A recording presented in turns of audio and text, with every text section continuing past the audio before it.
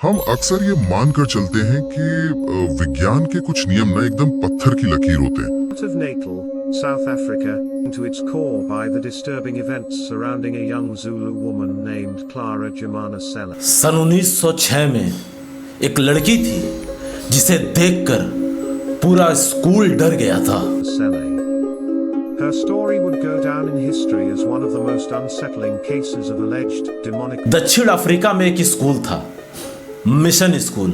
Catholic education system was established rights since they were the religious minority. जो कि एक Catholic school था जिसमें 16 वर्षीय लड़की क्लार पढ़ती थी। अचानक से वो बच्ची ऐसी हरकतें करने लगी कि पूरे स्कूल में दहशत फैल गया। कुछ लोगों ने यहां तक की दावा किया कि जब वह बच्ची किसी धार्मिक प्रतीकों को देखती है, जैसे ही वो बच्ची क्रॉस के निशान को देखती है, वो अचानक से बहुत तेज चिल्लाती है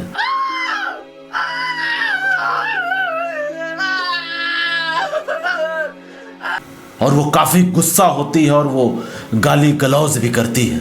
और कुछ ने कहा कि उसकी आवाज भी अचानक से बदल जाती है।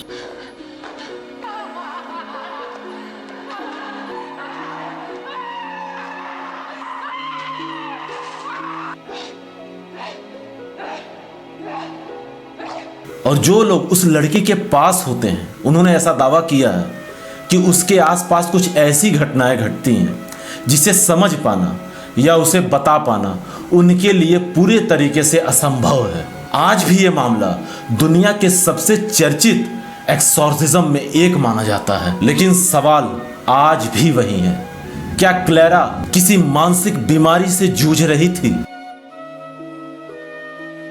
11 जून 1890 दक्षिण अफ्रीका के एक छोटे से शहर में क्लारा का जन्म हुआ। उसका परिवार आर्थिक रूप से बहुत संपन्न नहीं था, यहां तक कि क्लारा ने कम उम्र में ही अपने माँ बाप को भी खो दिया था। इसके बाद उसे कैथोलिक स्कूल भेज दिया गया,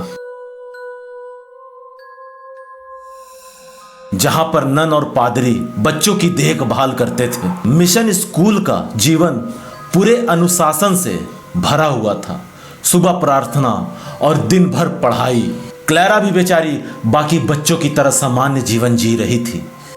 First day, Willie liked my nursery school too, and I play with the other children.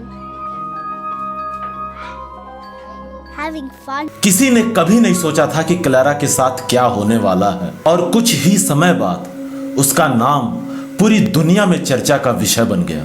It started with strange and incomprehensible. They screamed in pain at the sight of. यहां तक कि 1906 की शुरुआत में कुछ ननों ने क्लारा को ऑब्जर्व किया कि वो बिल्कुल पहले जैसे अब नहीं रही। Her behavior came to a head on August 20th, 1900. वो अकेले बैठने लगी और रात को ठीक से सो भी नहीं पाती थी,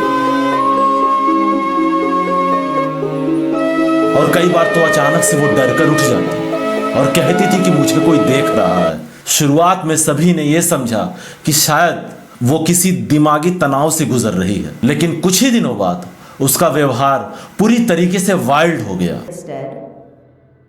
That was reported to be the case, as after she confessed to Father वो अचानक से बिना किसी कारण के गुस्सा हो जाती थी, और कभी तो रोने लग जाती थी, और कभी कभी तो बिना पलक झपकाए एक ही दिशा में घंटों तक देखा करती थी। in which she had never been taught.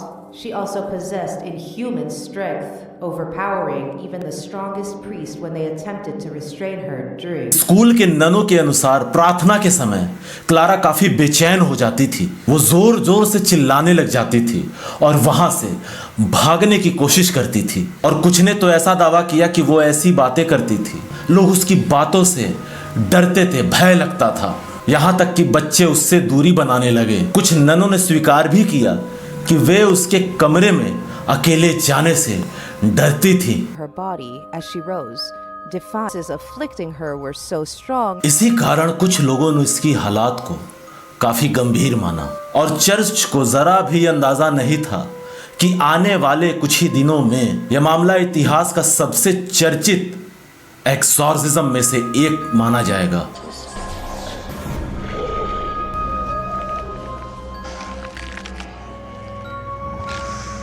ननों और पादरियों ने उसके बारे में कई असामान्य दावे किए, जिसके बाद चर्च ने एक्सॉर्सिज्म परफॉर्म करने का फैसला सुना दिया। अब होती है एक्सॉर्सिज्म की शुरुआत। एक शांत कमरे में कुछ 2 नन और 2 पादरी और क्लैरा मौजूद थी। कमरे में हर जगह मोमबत्तियां जल रही थी और पादरी लैटिन भाषा में अपने मंत्र को पढ़ रहे थे।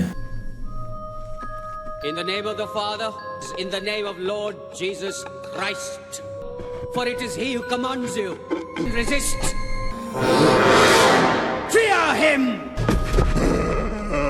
देखने वालों के अनुसार जैसे ही पादरियों ने प्रार्थना शुरू की, क्लैरा का पूरा व्यवहार अचानक से बदल गया था और वहीं वो बेड पर जोर जोर से चीखने लगी। वो कभी रोती और कभी अचानक से हंसने लग जाती। कई दिनों तक ये एक्सॉर्सिज्म चला। हर दिन जब एक्सॉर्सिज्म होता था तो वहाँ जो लोग मौजूद होते थे वो ये उम्मीद लेकर के जाते थे कि अब शायद ये क्लैरा कुछ नॉर्मल हो जाएगी, शायद इसकी ज़िंदगी में कुछ छोटी सी भी सुधार आ जाएगी। इसी दौरान एक्सॉर्सिज्म रूम में कुछ ऐसी भी घटनाएं हुई कि जो लोग वहां मौजूद थे वो उन हुई घटनाओं को कैमरे के सामने बता भी नहीं पाते हैं।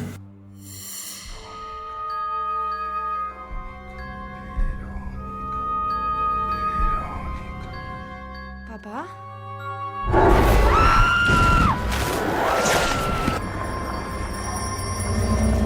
अब सवाल यह था कि क्या एक्सॉर्सिज्म सफल हुआ। चर्च के रिकॉर्ड के अनुसार कई दिन उस बच्ची पर एक्सॉर्सिज्म परफॉर्म करने के बाद उसकी हालत धीरे धीरे सामान्य होने लगी और उस बच्ची का व्यवहार पहले जैसा सामान्य हो गया।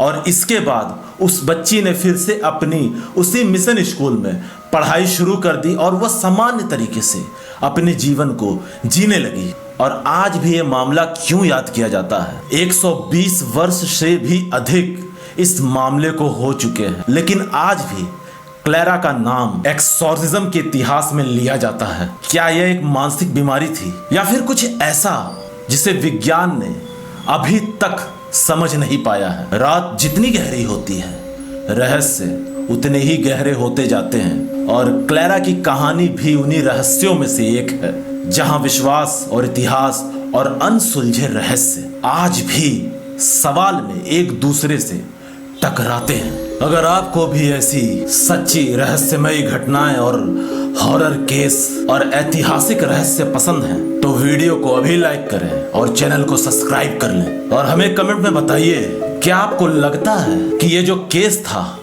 ये एक मानसिक बीमारी का मामला था या कुछ ऐसा जिसे विज्ञान आज भी पूरी तरीके से समझ नहीं पाया है। मिलते हैं अगली किसी ऐसी और रहस्यमय ऐतिहासिक कहानी के साथ। तब तक के लिए मीट सून।